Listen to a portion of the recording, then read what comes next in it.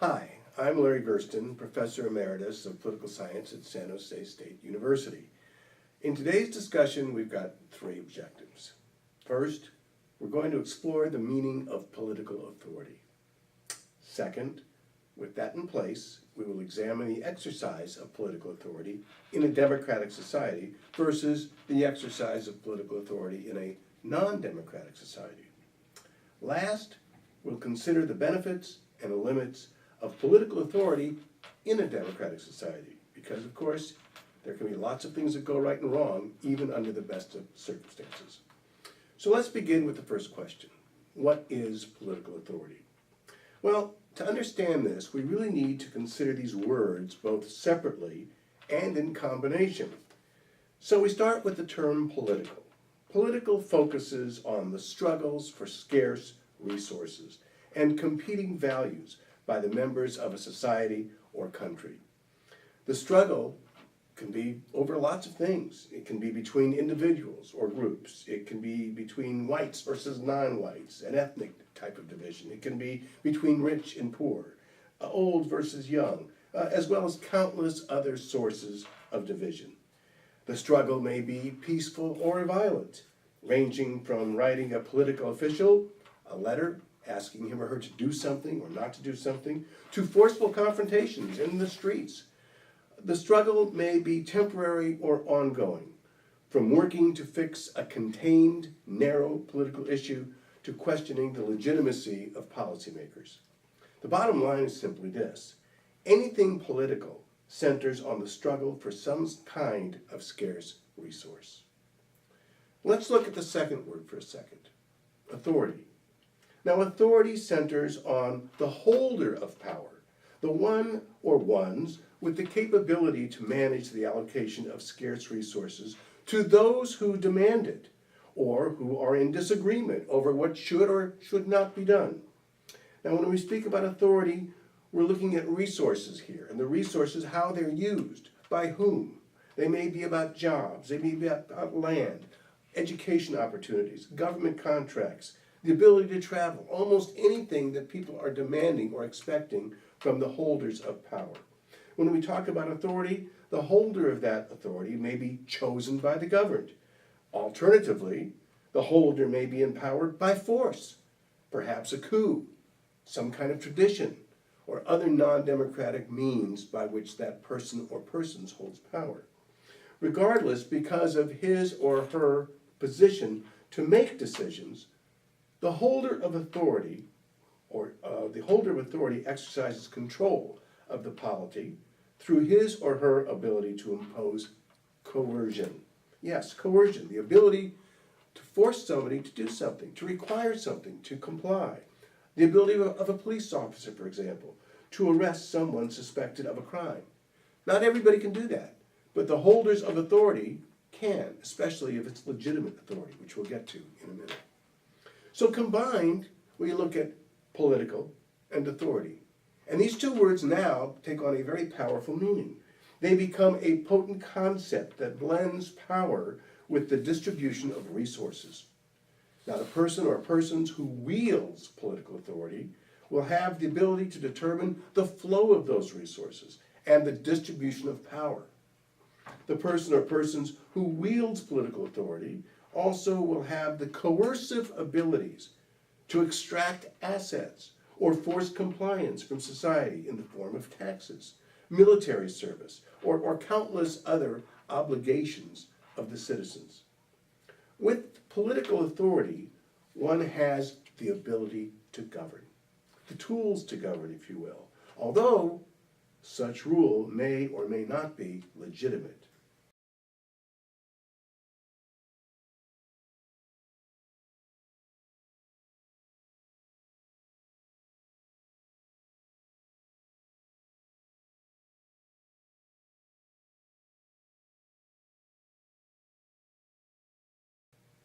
So that takes us to the distinction between democratic authority and non-democratic authority.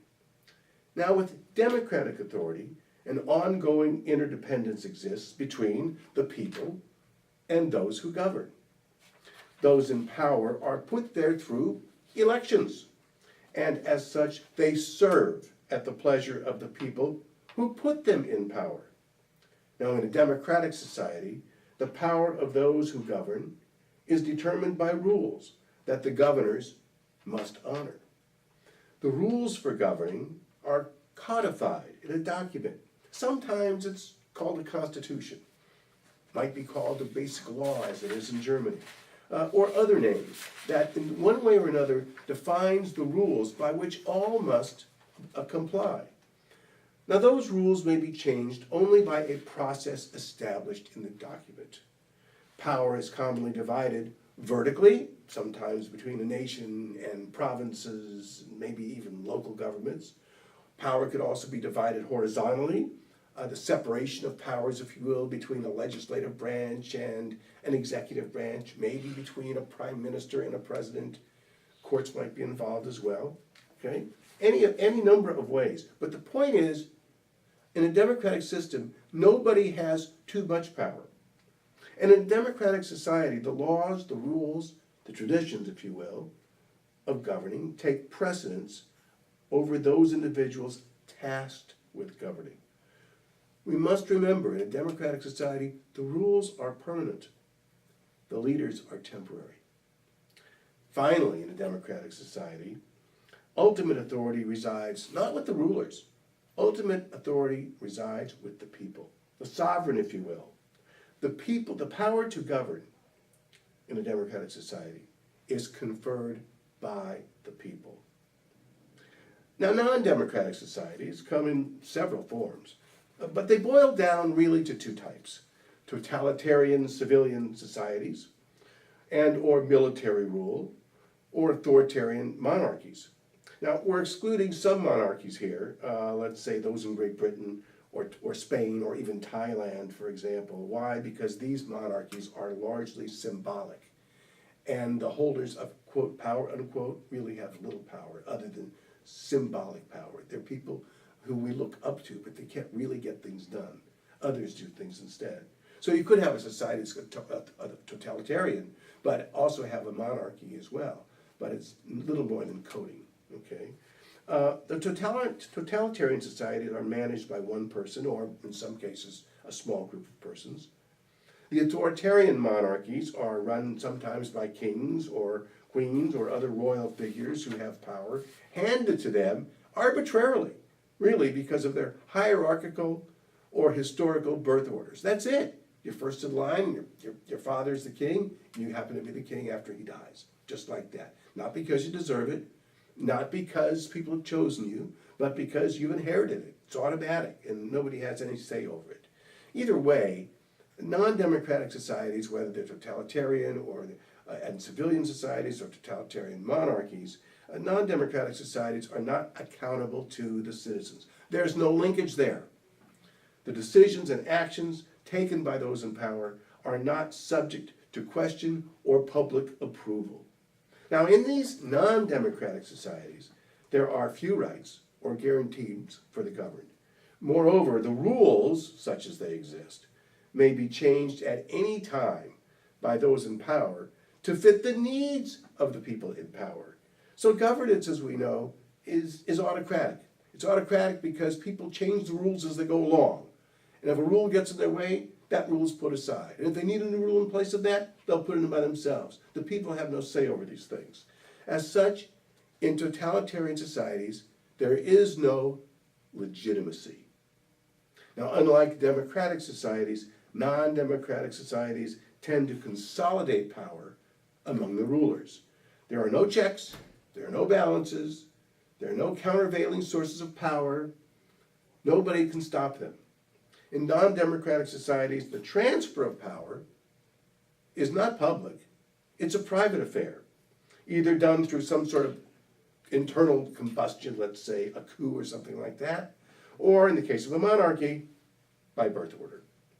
So note the key differences for a moment here between political authority in a democratic society versus a non-democratic society. We walk away with the following. We note the role of the people is very different. We note that there's a lack of permanent rules in non-democratic society, and very permanent rules in a democratic society. And finally, we want to remember that there's a difference here when we talk about accountability. Accountability exists in democratic societies. It doesn't exist in those societies that are not democratic.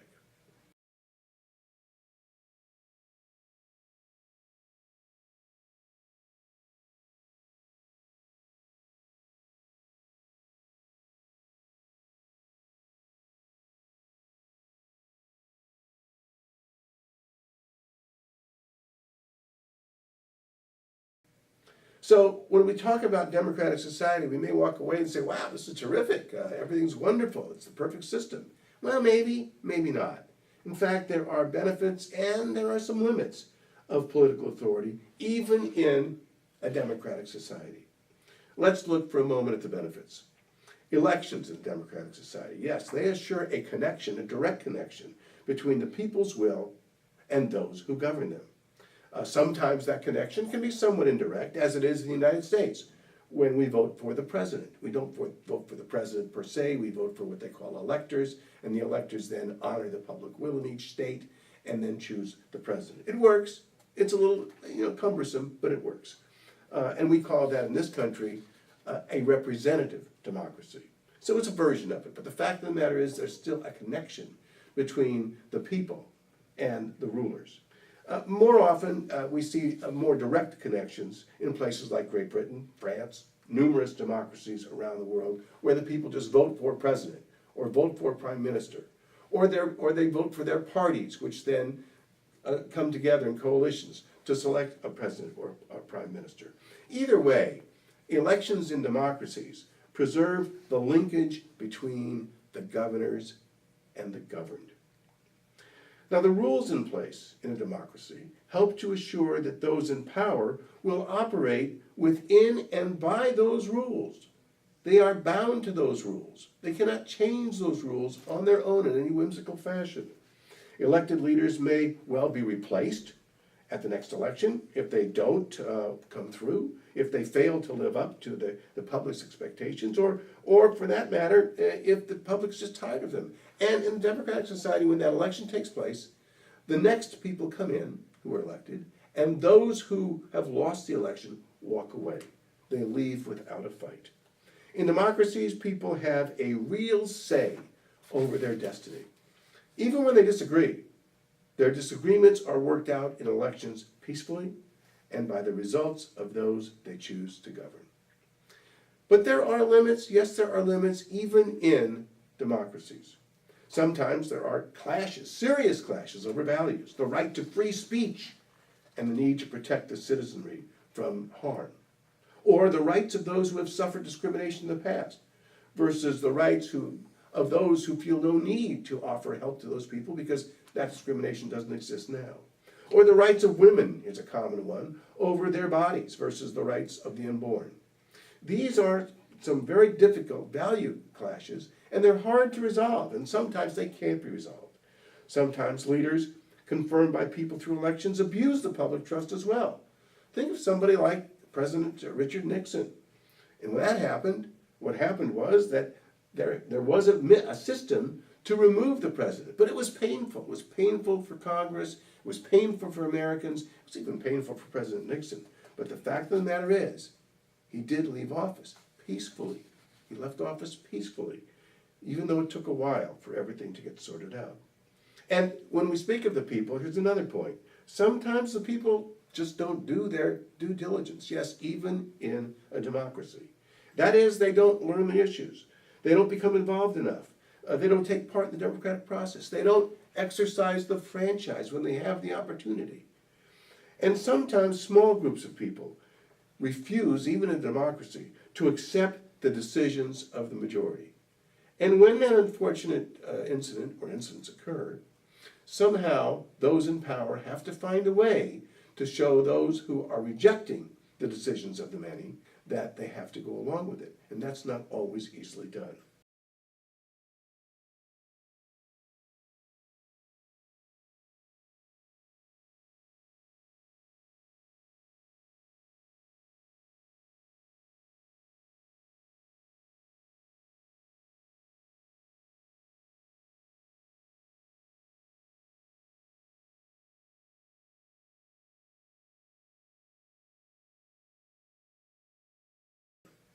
So we look at this whole discussion and we conclude a couple of important things. Yes, there are differences between democracies and non-democracies. But even in democracies are messy. They're not neat little packages where everything goes perfectly. They've got issues, they've got problems, they've got people who are human. Some of you err, some of you sometimes break the rules. Which takes to the second point, democracies aren't perfect. They're just not. No government system is. Democracies sometimes go awry, but usually the betrayal of public trust can be corrected because of the rules in place. All of this can end with a reminder given to us by Winston Churchill, who, when asked about democracy, once said, "Yes, it has been said that democracy is the worst form of government, except all the others that have been tried." And with that in mind, when we consider democracies versus non-democracies, we must honor those differences and go from there.